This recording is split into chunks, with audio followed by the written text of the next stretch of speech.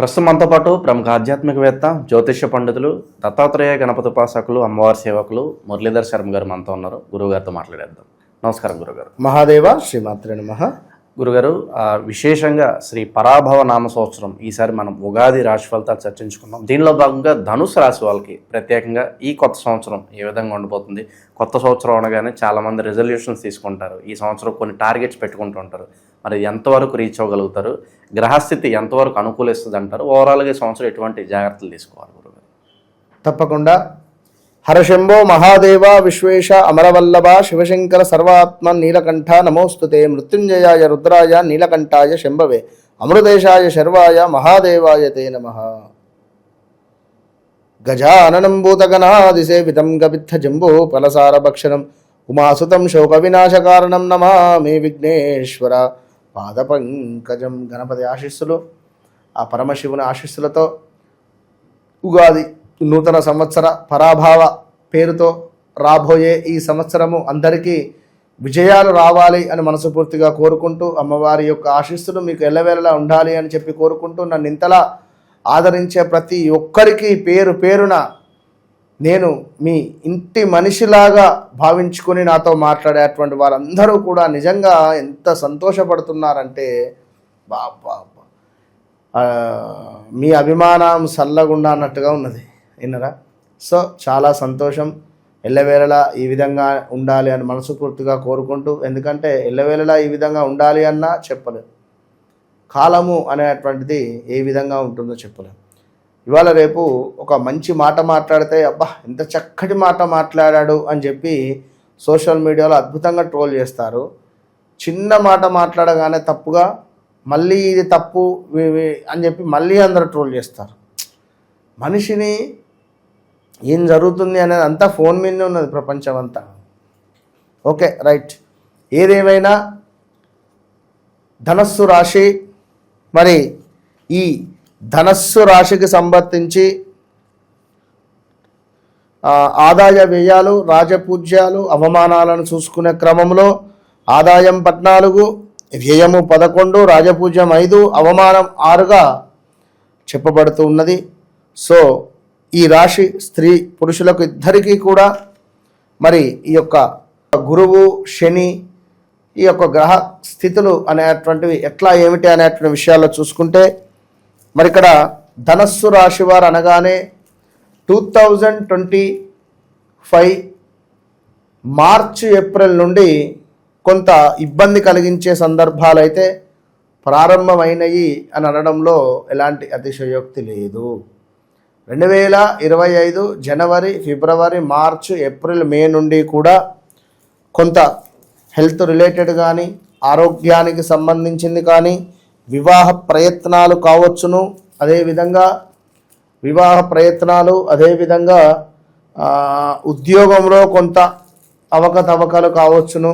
Like so స్థాన చలనాలు, ప్రదేశ మార్పులు, ఇల్లు కట్టుకోవాలి అనేటువంటి ఆలోచనలు ఎన్నో. ఇక మరి వీరి లక్షణాలు ఏమిటంటే మంచి ఆకర్షణీయమైనటువంటి రూపము, ఎక్కువ దైవభక్తి కలిగినటువంటి వారు, పాపభీతి ఎక్కువ, ఏ విషయమైనా వెంటనే గ్రహించి నిర్ణయం తీసుకునేటువంటి పరిస్థితట, దైవభక్తి కలిగి సంప్రదాయములను పాటించేటువంటి వారు ధనస్సు రాశి వారు.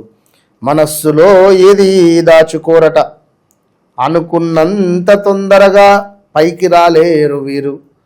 పొడవైన ముఖము, త్యాగము, ఔదార్యవంతులు, ఉత్సాహము, ఆరోగ్యము, చొరవ శక్తి కలిగి ఉంటారు. కొందరిది పొడుగైన ముఖం వస్తుంది. ఇక అదే విధంగా చూసుకుంటే జీవితాన్ని మామూలుగా సరదాగా తీసుకునేటువంటి వారు, భోగభాగ్యములు అనుభవించేటువంటి వారు, పట్టుదలతో కార్యసాధన చేయగలిగేటువంటి వారే వీరు ధనస్సు రాశివారు. మరి 7వ స్థానంలో, 8వ స్థానంలో మీకు గురువు సంచారం వల్ల ఇబ్బందులు ఎదురయ్యే పరిస్థితి ఉంది. 6వ నెల లోపు అంతా బాగానే, 6వ నెల దాటిన తర్వాత కొన్ని ఇబ్బందులు కలవు. ఇది గమనించుకోగలరు ధనస్సు రాశి వారు. ఈ రాశి వారికి గురువు 7, 8 స్థానాలలో, శని 4వ సంచారం వల్ల మిశ్రమ ఫలితాలున్నాయి. ఇంటి యందు వివాహాది శుభకార్యములు చేయడం వల్ల అధికమైన ఖర్చులు, బంధుమిత్రుల సమాగమనము, వ్యాపారమందు అభివృద్ధి లేకుండుట, విద్యయందు ఆటంకములు, ఆశించిన ర్యాంకులు రాకుండుట, ఉద్యోగ నష్టము, అనవసరమైనటువంటి ప్రయాణాలు చేయుట, అవకాశాలు చేజారిపోవుట, నిరుత్సాహపడవద్దు. చేయి పనులందు తీరిక ఉండదు, ఆశించినటువంటి పదవులు దక్కకపోవచ్చును, ఖర్చులు అదుపులో ఉండవు, స్తోమతకు మించిన హామీలు ఇవ్వవద్దు. ఆర్థిక లావాదేవీల్లో తప్పటడుగు వేస్తారు, పరిచయం లేని వ్యక్తులను నమ్మరాదు. ప్రయత్నించిన కార్యములు ఆలస్యముగా నెరవేరుట, ప్రయాణమందు అనుకూలములు లేకుండుట, రాని బాకీలు ఏవైతే ఉన్నాయో అవి వివాదమయ్యే పరిస్థితి ఉంది. మీ గుడ్విల్ దెబ్బతినే పరిస్థితి ఉంది. అదేవిధంగా పై అధికారుల నుండి ఒత్తిడి, చివాట్లు ఎక్కువగును. ప్రయోజనములు లేని ఉద్యోగములు, పనులు చేయుట, ప్రయాణ నష్టములు. మీరు కఠినమైన నిర్ణయాలు తీసుకుంటారు, మరి ఆచరణలో సాధ్యం కాదు, గమనించుకోండి. రైతులకు పంట ఆదాయము కొంత ఆలస్యమయ్యే పరిస్థితి ఉన్నది. ఈ సంవత్సరము న్యాయ వృత్తి కలవారు కొన్ని ఒడిదుడుకులు ఎదుర్కొంటారు. సెంటిమెంట్ వస్తువులు అమ్ముట, ఆస్తి పంపకాల విషయాలలో అన్యాయము కలిగే పరిస్థితి ఉంది ధనస్సు రాశి వారికి. మరి సెంటిమెంట్ వస్తువులు అమ్ముకుంటారు, చూసుకోండి. చిల్లర తగాదాలు ఎక్కువ అయ్యే పరిస్థితి ఉంది. మానసిక చింతన, రాజకీయమందు ఒడిదుడుకులు, స్థాన చలనములు, మితిమీరిన ఆత్మవిశ్వాసం వల్ల నష్టపోయే అవకాశాలు ఎక్కువ ఉన్నాయి, జాగ్రత్త. చేయి వృత్తులందు చిన్న చిన్న ఆటంకాలు కలవు, అకారమైన కలహాలు, ఏదో మంచి చేయబోతే చెడు అవుతుందట, జాగ్రత్త. మరి ఇంటి యందు కలహములు, తెలియక చేసిన పనులకు అపనిందల పడేటువంటి పరిస్థితి ఉన్నది ఈ ధనస్సు రాశి వారికి, జాగ్రత్త. మీరు నమ్మిన వాళ్ళే మిమ్మల్ని మోసం చేస్తున్నారు, మీరు నమ్మినటువంటి వారే మీకు దూరం అయ్యే పరిస్థితి ఉంది.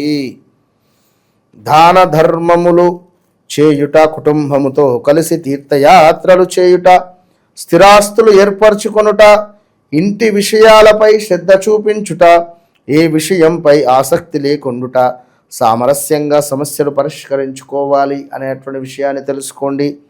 మాట ధోరణి బాగా నియంత్రించుకోవాలి ధనస్సు రాశి వారు. చేయు పనులందు ఒత్తిడి, శ్రమ అధికము, కొన్ని పనులు మొండిగా నెరవేరుతున్నాయి, చాలా మొండిగా.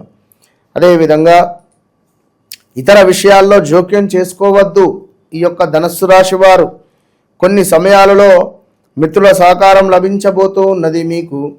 మరి మనోధైర్యంతో పనులు చేయండి, అన్ని సంతృప్తినిస్తాయి. కావున మీరు సుందరాకాండ పారాయణము, భగవద్గీత చదవడము మీకు అవసరము ఈ సంవత్సరములో. లేదా చూసుకున్నట్టయితే భాగవతాన్నైనా చదవండి, ఇది మీకు ఎంతో ఉపయోగకరంగా ఉండబోతూ ఉన్నది. వీళ్ళకి ఈ సంవత్సరం ఏదన్నా టర్నింగ్ పాయింట్ అంటే ఏం చెప్తారు గురుగారు? వీళ్ళకి ధనస్సు రాశి వారికి టర్నింగ్ పాయింట్ అనేటువంటిది ఈ సంవత్సరం లేదు. టర్నింగ్ పాయింట్ 6వ నెలలోపే కావాలి.